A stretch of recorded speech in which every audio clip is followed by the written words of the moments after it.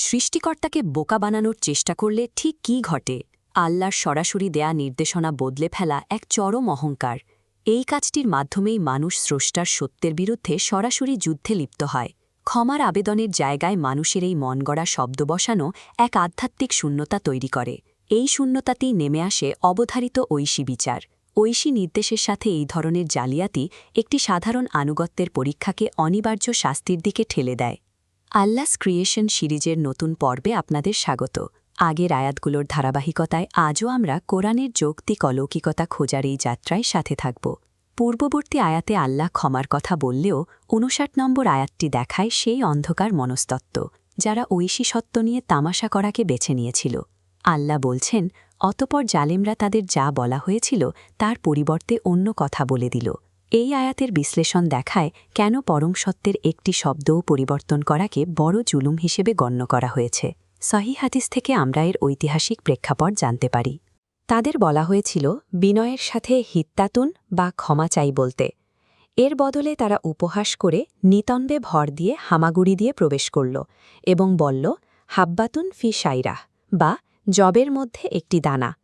তারা নীরব থাকার সুযোগ পেলেও সক্রিয়ভাবে সত্যের বদলে মিথ্যাকে প্রতিস্থাপন করেছে। আল্লাহর সমীকরণে তারা নিজেদের একটি ভুয়া চলক বা ভেরিয়েবল ঠুকিয়ে দেয়। ক্ষমার এই ঐশী প্রক্রিয়ায় যখনই উপহাসের একটি ভুয়া ইনপুট জোর করে ঢোকানো হল, ক্ষমার পুরো সিস্টেমটি অকার্যকর হয়ে পড়ল। এই বিকৃতি ইনপুট ব্লকটিকে গ্রাস করে নিল। ফলে যেখান থেকে রহমত বা ক্ষমার আউটপুট আসার কথা ছিল, তা ভেঙে গিয়ে শাস্তির কালো আউটপুটে রূপান্তরিত হল। সত্যকে অস্বীকার করার চেয়েও বড় জালিয়াতি হল একে বিকৃত করা। এটি আল্লাহর নির্দেশের আসল উদ্দেশ্যকেই দূষিত করে দেয় এবং সরাসরি স্রষ্টার বুদ্ধিমত্তাকে উপহাস করার দুঃসাহস দেখায়। আয়াতের দ্বিতীয় অংশে আল্লাহ বলছেন, সুতরাং আমি জালেমদের ওপর আকাশ থেকে আযাব অবতীর্ণ করলাম।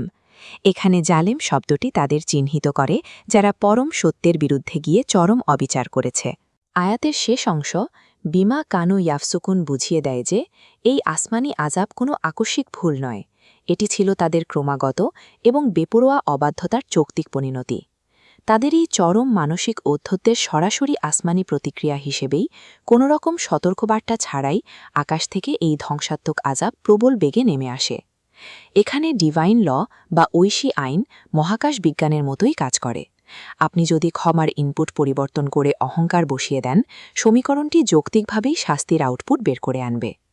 ১৪০০ বছর আগের এই সতর্কবার্তা আজও সমানভাবে প্রাসঙ্গিক। নিজেদের পার্থিব স্বার্থে বা সামাজিক সুবিধার জন্য ইসলামিক বিধানগুলোকে বাঁকানোর চেষ্টা করাটা ঠিক সেই জালেমদের ভুলেরই পুনরাবৃত্তি। স্রষ্টার বাবা ম্যানুয়াল সম্পাদনা করার অধিকার কোনো মানুষের নেই।